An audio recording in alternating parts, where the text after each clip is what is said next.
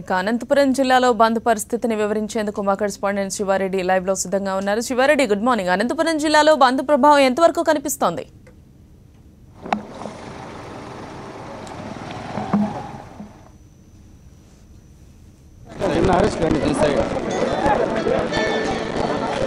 Hello hello audio check 1 2 3 4 hello.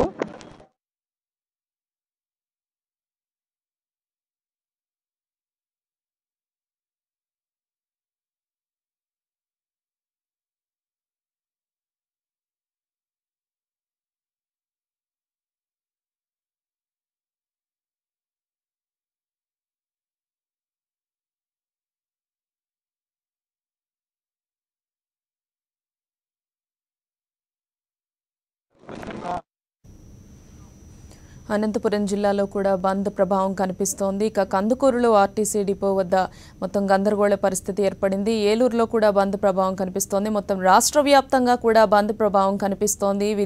పాఠశాలలు, అలాగే కాలేజీలు, షాపులు అన్ని మూతపడిన పరిస్థితి. అలాగే బస్సులన్నీ కూడా ఎక్కడికక్కడ డిపోలకే నిలిచిపోయాయి.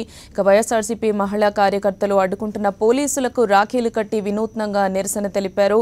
అనంతపురంలో ఆర్టీసీ డిపో వద్ద ధర్నా చేస్తున్నారు వైఎస్ఆర్సీపీ నేతలు. చొవ్వా రాజశేఖర్ రెడ్డి వైఎస్ఆర్సీపీ నేత చొవ్వా రాజశేఖర్ రెడ్డిని ఇప్పుడే అరెస్ట్ కూడా చేశారు. మొత్తం రాష్ట్ర వ్యాప్తంగా కూడా ఈ బంద్ ప్రభావం కనిపిస్తోంది. అనంతపురం జిల్లాలో ఏ విధంగా ఉందో మా కరెస్పాండెంట్ శివారెడ్డి లైవ్ లో అందించడానికి సిద్ధంగా ఉన్నారు. శివారెడ్డి, చెప్పండి, అనంతపురం జిల్లాలో ఏ విధంగా ఉంది బంద్ పరిస్థితి?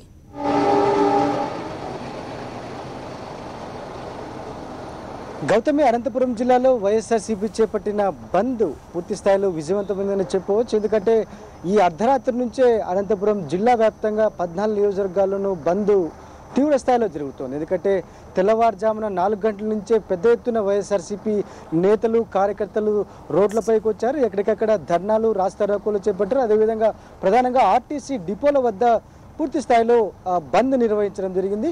జిల్లా వ్యాప్తంగా 950 బస్సులు ఇప్పటిదాకా నిలిచిపోయిన వాతావరణం కనిపించింది. కొద్దిసేపటి కిందటే అనంతపురం ఆర్టీసీ బస్టాండ్ వద్ద బంద్ నిర్వహిస్తున్న వైఎస్ఆర్సీపీ నేత, అదేవిధంగా మాజీ ఎమ్మెల్యే గురునాథ్ రెడ్డి, అలాగే పార్టీ నేతలు చొవ్వా రాజశేఖర్ రెడ్డి, నదీం వంటి వ్యక్తులను కొద్దిసేపటి కిందటే పోలీసులు అరెస్ట్ చేశారు. వామపక్ష నేతలు సిపిఐ, సిపిఎం కార్యదర్శులు జగదీష్, అలాగే రాంభూపాల్ను అరెస్ట్ చేసి 3 టౌన్ పోలీస్ స్టేషన్కు తరలించడం జరిగింది. ఈ సందర్భంగా ఆందోళనకారులకు పోలీసులకు మధ్య పూర్తి స్థాయిలో తోపులాట చోటు చేసుకుంది. అదేవిధంగా వాగ్వివాదం చోటు చేసుకుంది. శాంతియుతంగా ధర్నా చేస్తున్న తమను ఎందుకు అరెస్ట్ చేస్తున్నారంటూ పోలీసులను నిలదీయించింది. అయితే తమకు ఎలాంటి సంబంధం లేదు, ఖచ్చితంగా ఎలాంటి విధ్వంసర ఘటనలు, శాంతి భద్రతకు విఘాతం కలుగుతున్న ఉద్దేశంతోనే ముందస్తు అరెస్ట్ చేస్తున్నాం. జిల్లా వ్యాప్తంగా 144 సెక్షన్తో పాటు 30 యాక్ట్ను ఇంప్లిమెంట్ చేసిన పరిస్థితి కనిపిస్తోందని పోలీసులు చెబుతున్నారు. మరోవైపున కొద్దిసేపటి కిందటే అనంతపురం సంగమేష్ సర్కిల్లో ఓ ఆర్టీసీ బస్సును గుర్తు తెలియని వ్యక్తులు ధ్వంసం చేశారు. ప్రత్యేక హోదా నినాదాలు చేస్తూ ఆర్టీసీ బస్సును ధ్వంసం చేయడం జరిగింది. మరోవైపున ధర్మవరం మాజీ ఎమ్మెల్యే కేతిరెడ్డి వెంకటరామరెడ్డిని గృహ నిర్బంధంలోకి పోలీసులు తీసుకున్నారు. పెద్ద ఎత్తున కార్యకర్తలు మోహరించడం జరిగింది. పూర్తి స్థాయిలో బంద్ సక్సెస్ అవుతున్న వాతావరణం కనిపిస్తోంది. ఓవైపున వామపక్షాలు, అదేవిధంగా విద్యార్థి సంఘాలు, ప్రజా సంఘాలు ఎక్కడికక్కడ ధర్నాలు, రాస్తారోకోలు, హైవే దిగ్బంధనంతో పూర్తి స్థాయిలో బంద్లో పాల్గొంటున్న వాతావరణం అనంతపురం జిల్లాలో కనిపిస్తోంది. మరోవైపున 3 టౌన్ పోలీస్ స్టేషన్లో అరెస్ట్ అయిన వైఎస్ఆర్సీపీ నేతలు, అదేవిధంగా వామపక్ష పార్టీ నేతలను కొద్దిసేపటి కిందటే వైఎస్ఆర్సీపీ ఎంపీ పెద్దిరెడ్డి మిథున్ రెడ్డి పరామర్శించారు.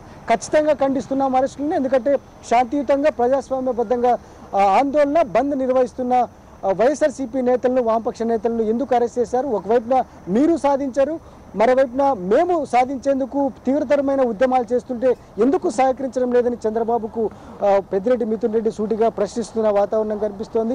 బీహార్ సీఎం చూసైనా చంద్రబాబు నేర్చుకోవాలి. ఎందుకంటే 1,25,000 కోట్లు మంజూరు చేసినప్పటికీ ప్రత్యేక హోదాను బీహార్ అడుగుతున్న పరిస్థితి కనిపిస్తోంది. అందుకే ప్రత్యేక హోదా విశిష్టతను ఇప్పటికైనా తెలుసుకొని ప్రత్యేక హోదా సాధనకు చేస్తున్న ఉద్యమాలకు మద్దతు ఇవ్వాలని పెద్దిరెడ్డి మిథున్ రెడ్డి చాలా స్పష్టంగా డిమాండ్ చేసిన వాతావరణం కనిపిస్తోంది. మొత్తం మీద అనంతపురం జిల్లాలో అరెస్టులు ఒకవైపు జరుగుతున్నప్పటికీ పెద్ద ఎత్తున ప్రజలు తరలి రావడం, చైతన్యవంతంగా ముందుకు వస్తుండడంతో ప్రత్యేక ఉద్యమం, ప్రత్యేక హోదా కోరుతూ పూర్తి స్థాయిలో విజయవంతమవుతోందని చెప్పవచ్చు.